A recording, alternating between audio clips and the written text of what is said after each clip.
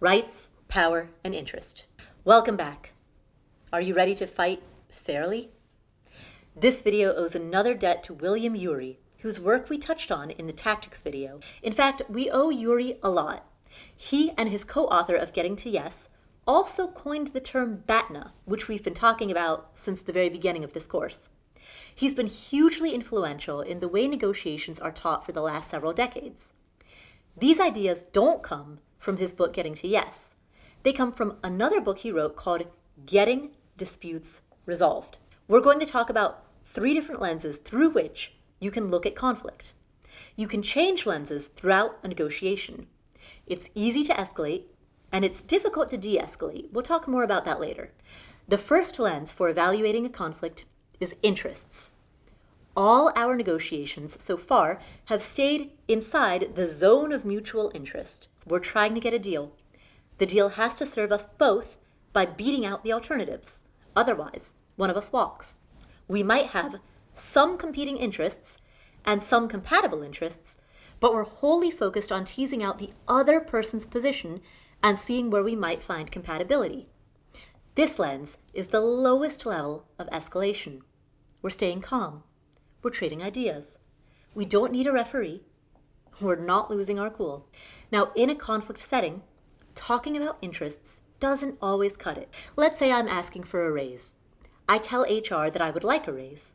I tell them it's in their best interest to give me a raise because I provide a lot of value for the company. I imply that I feel underpaid. And the clear subtext is that if I do not get a raise, I will start looking for another job. Now, let's say that HR knows the job market.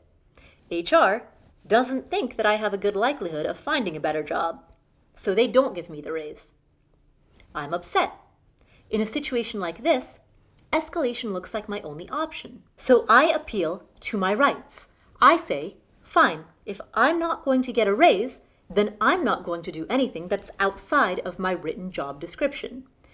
This would be an example of what was initially an interest-based conflict escalating into a rights-based conflict.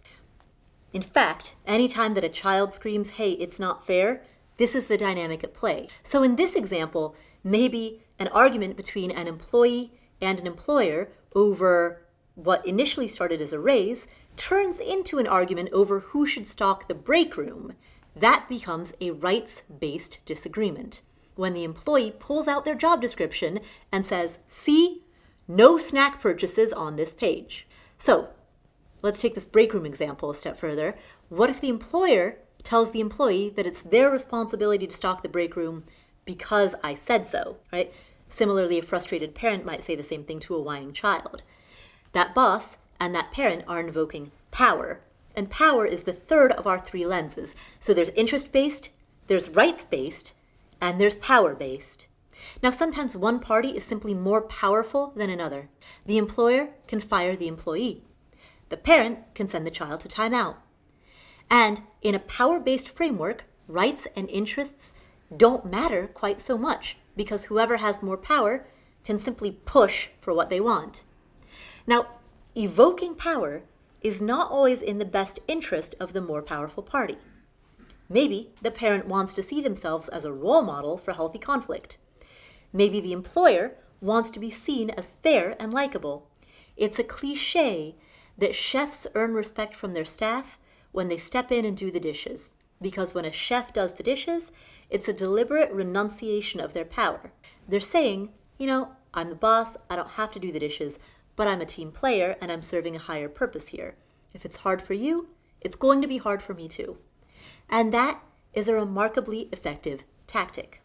The side with less power can sometimes use tactics to gain power during a dispute. In playground speak, a kid invokes power when they say, I'm telling. They're gaining power through the threat of adult intervention.